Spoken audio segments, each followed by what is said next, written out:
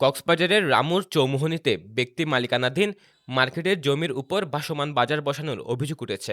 সরকারি অনুমোদন ছাড়া দীর্ঘদিন ধরে এ বাজার পরিচালনা করায় সচেতন মহলে বিরাজ করছে অসন্তোষ। এই ঘটনার প্রতিকার চেয়ে রামু উপজেলা নির্বাহী অফিসারের কাছে লিখিত অভিযোগ দিয়েছেন চৌমুহনীস্থ মাস্টার মার্কেটের মালিক সবুজ শর্মা। তিনি জানান, মালিকপক্ষের অনুমতি ছাড়া ব্যবসায়ীরা দীর্ঘদিন ধরে মার্কেটের সামনে সবজি, শুটকি ও হাঁস মুরগির দোকান বসিয়ে আসছেন। এতে চলাচলের রাস্তা বন্ধ হয়ে যায়। ভোগান্তিতে পড়েন তিনি ও ক্রেতারা। আমার এখানে ঢোকার জন্য কোনো অ্যাপ্রোচ রোড নাই যে টাকা লোড করার জন্য। আমার ব্যাংকগুলো বলতেছে যে আপনারা যদি এইভাবে বলেন তাহলে আমরা এগুলো ছেড়ে দিতে বাধ্য হব। এইসব ভাসমান দোকান অনেকদিন ধরে এখানে পরিচিত আছে। আমরা চাচ্ছি যে এখানে সুন্দরভাবে আমার রাস্তাগুলো ঢোকার জন্য, মানে গাড়ি ঢোকার জন্য, আমার মার্কেটটা চালু করার জন্য আমি এই ব্যবস্থাটা করতে চাচ্ছি। সোমবার সকাল 10টার দিকে ঘটনাস্থল পরিদর্শন করেন উপজেলা সহকারী কমিশনার ভূমি স্বরূপ মুহুরী। তিনি ভাসমান দোকানদার ও মালিকপক্ষের সঙ্গে কথা বলে এবং পরিস্থিতি যাচাই করেন। আমরা আজকে সকালে অভিযোগের ভিত্তিতে চৌমুহনী এলাকায় গিয়েছিলাম।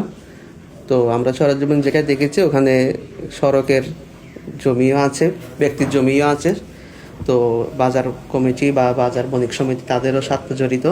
তো সব পক্ষকে নিয়ে আমরা উপজেলা নির্বাহী অফিসারের স্যারের সাথে বসে এই বিষয়টা আমরা একটা সমাধান করার জন্য চেষ্টা করব। স্যারের নির্দেশনা অনুযায়ী, উপজেলা নির্বাহী অফিসার স্যারের নির্দেশনা অনুযায়ী পরবর্তীতে এটা নিয়ে বসা হবে। স্থানীয়রা জানান, সবুজ শর্মা তার বাবার শ্রদ্ধানুষ্ঠান উপলক্ষে তাদের বাসা ও মার্কেটের সামনের আঙিনায় পরিষ্কার করে ডেকোরেশনের পর্দা টাঙিয়েছিল। শনিবার সন্ধ্যায় ভাসমান দোকানিরা সেসব পর্দা খুলে ফেলে দেয়। নিজের আয়ত্তের মধ্যে নিয়ে ঘেরা বেড়া দিয়ে নিরাপত্তার বেষ্টনী দেওয়ার জন্য।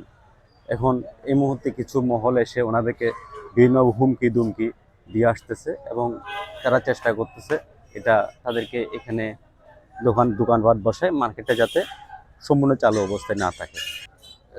সকালে বিভিন্ন বাজার বসে আমাদের বিল্ডিংয়ের কাস্টমার, এখানে দুটো ব্যাংক আছে, ব্যাংকে কাস্টমার আসতে পারছে না। অনেকগুলি দোকান আছে, সামনের দুটো দোকান ছাড়া সব দোকান বন্ধ হয়ে গেছে। এদিকে মার্কেটের ব্যবসায়ীরা দাবি করেন, প্রশাসনের সুষ্ঠু সমাধান দিলে দুপক্ষের সমস্যার সমাধান হবে। News desk, পেনুয়া।